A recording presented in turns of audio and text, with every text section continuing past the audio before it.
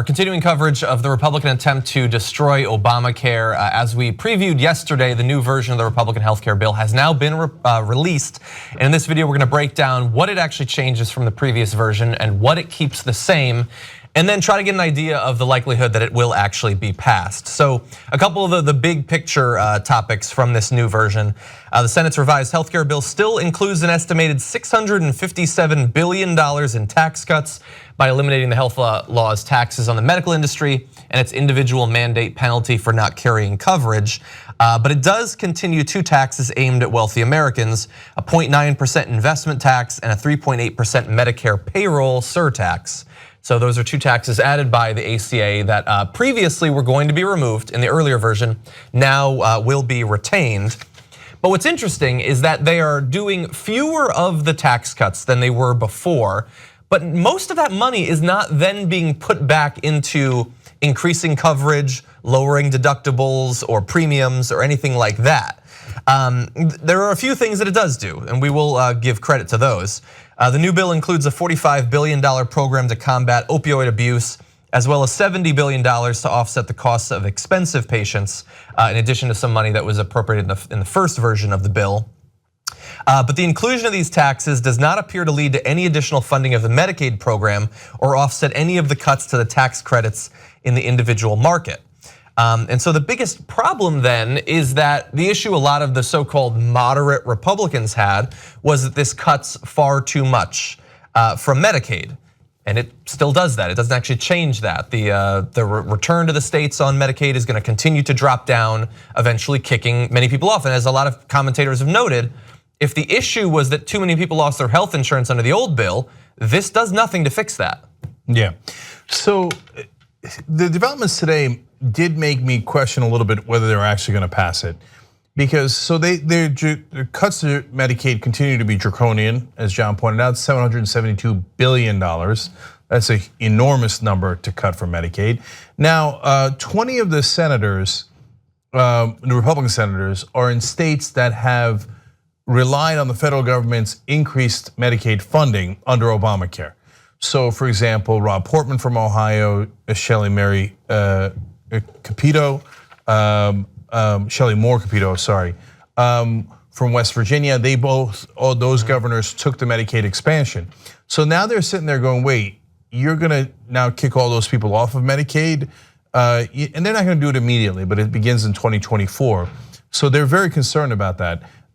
And I think that we're at the bone here. Like when you hit the bone, you know you've got an issue. So they're gonna lose Susan Collins. They've known from day one. She's the senator from Maine, and she's gonna run for governor of Maine. And she says she's going to expand Medicaid if she can into Maine. So she was almost never gonna vote for it.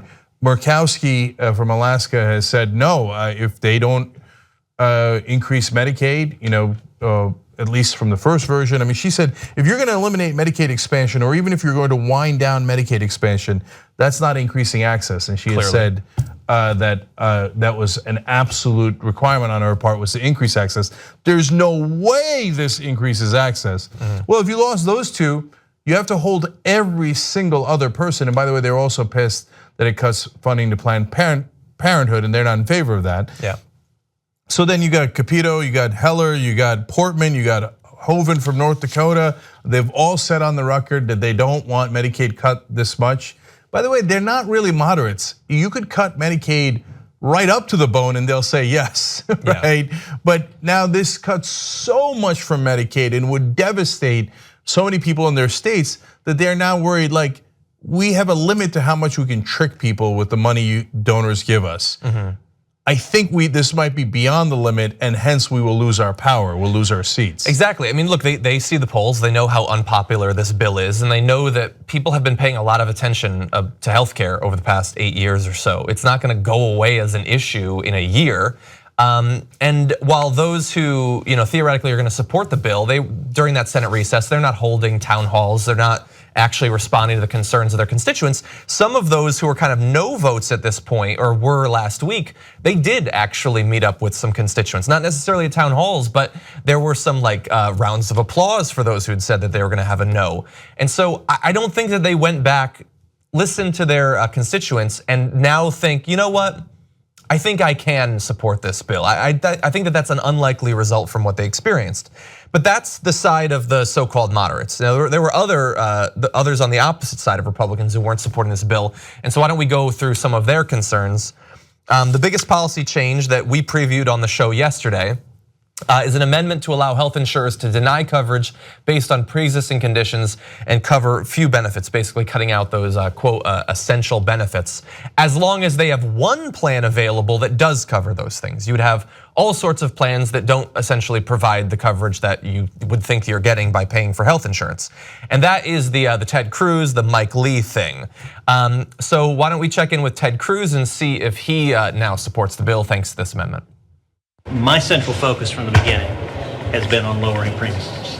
The biggest reason so many millions of people are unhappy with Obamacare or suffering under it is that it's made premiums skyrocket. And I think the way we unite our conference, the way we bring Republicans together has always been to focus front and center on lowering premiums. The bill that was announced today includes two critical provisions designed to lower premiums. The first is the Consumer Freedom Amendment, an amendment I introduced that I've been pushing for a long time. Both of those are big deals. Both of those are amendments I introduced, and so I'm encouraged the bill's moving in the right direction. I think we've made very significant progress, expanding choices, expanding options, expanding competition, and reducing premiums. That, in my view, was always the most important part of this process. So what I hear from that is that the conservatives will go along with this, whether it actually accomplished what they wanted or not, that they were able to get enough from the negotiations that they're gonna vote with the bill. Yeah, theoretically, look, Ted Cruz this way, he gets to imply that he was the strong conservative that made the bill more of a bastard than it already was, while also setting up its eventual destruction. Because as we've talked about now for weeks, if you do what Ted Cruz and Mike Lee want and you set up these plans that don't actually provide the health insurance benefits to those pre-existing conditions, essential health benefits, you add the caps and all of that, then you are eventually setting up a system where the only people who will go into those now more expensive plans are those who are sicker. And that will eventually create de facto high risk pools, and that will crush the system over time. It will produce the outcome that they've been saying we already have, even though the CBO keeps saying we actually do not. So that's one of the concerns. We also have Rand Paul, which we can go to in just a second. Unfortunately, the new plan actually doesn't repeal Obamacare. It keeps about half of the Obamacare taxes, keeps most of the Obamacare regulations, keeps most of the Obamacare subsidies, and it creates a giant insurance bailout super fund. And I just can't vote for a bill that creates a $200 billion fund to bail out insurance companies. I'm just not for that. I promised to repeal Obamacare, not to continue Obamacare. So Rand Paul doesn't seem like he was ever gonna vote for this. So I think Collins and Rand Paul are not gettable. So that means they gotta hold Murkowski and Heller and all the conservatives. But JR, you watched all the conservatives. Yeah. So what's your take? They're gonna vote for it, right? Yeah, because we're also gonna get to Shelby as well. You'll see, because it's all based on what McConnell has been saying before. You guys better hurry up and do this with me, or else we're gonna have to actually do something like work with people who maybe some of them, every 2 or 3 of them, want to do something for real with helping the whole healthcare system itself. But the full context of what Ted Cruz was saying in 3.5 minutes with those reporters was, I had 2 things that I wanted. They gave me those 2 things. Myself and someone else, I forget which senator he mentioned, we headed this commission to change these things with it, to get us that direction. Then Mike Lee and I did this. Then you know what else I did? It was me, it was me, and that guy, and then me again, and then me. And then me. Ted Cruz, no. So it was a constant like barrage of himself. So he cares about promoting himself. Because things that he said he wanted to get done, obviously as we've outlined, isn't gonna get done. It's just in the meantime, it looks like it so he can look good and come out glowing before the rest of the leaders of this party fall apart. And he tries to stick his head up like, remember I was the leader? Yeah. It's all about himself. I think that, so Rand Paul and Ted Cruz are still angling for running for president at some point. And Rand Paul's decided the tack he's gonna take is like, oh, I didn't vote for that healthcare bill, because that thing's gonna explode. Now Rand Paul actually wanted to make it worse. Yeah. But that'll get lost in the shuffle. He'll just get to say I didn't vote for it. And Ted Cruz, he's angling for the donors. Like, hey, donors, you wanted it to be more draconian, and I got it to be slightly more draconian. I didn't really get the things that I want. But remember, when I run for president, my slogan is gonna be, I'm with him. I, me, remember that, okay? Yeah. So you want to go to Shelby? Yeah, why don't we run Shelby? I do have some problems with this bill. The big taxes are still in there, which I had talked about being a bad part of any bill, a bad part of Obamacare. But Senator, does that still in make it the a bill. no-go for you then because of those taxes? No, it doesn't. I'm trying to work to yes. I want to work to yes to where we can salvage something. It won't be everything I wanted, which is a straight-out repeal. But if we can get an improvement over what we have now, that will be progress, and we can fight another day. But we've got to fight next week to fight another day. So are you at yes as this bill stands, Senator? What now? What you? Are you at yes? Are you a yes as this bill stands? You can count me as a yes. I know it's a moving target. Things change. You know, you amend it and they come up with different things. But I've always been a yes. It's better than a no in the status quo, which we are in now, which is horrible. What? I love the rhyme. Okay, so bottom line is conservatives looks like they're rallying to a yes. Because if you think about it, man, failure is not a good option for the Republicans. If they say, "Oh well, we couldn't repeal Obamacare," that for their base and for their donors, that is a double whammy. Well, now the problem is once they repeal it and put this in place, that's another kind of whammy. But I think that they're also in the middle of hubris. They've been so draconian, they've been so right-wing, they've been so ruthless for so long and been able to get away with it by just flooding the airwaves with deceptive advertising that and Donald Trump just won, so they think we're gonna be able to trick them forever, I guess. Yeah. So let's pass a bill that Americans will hate. What is it at 19% right now in popularity? Exactly, yeah, I agree with your evaluation of Shelby. I loved how quickly it went from I want to get to yes. Can I count you as a yes? You can count me as a yes. Well, there you got that, big guy. Principles there in Shelby.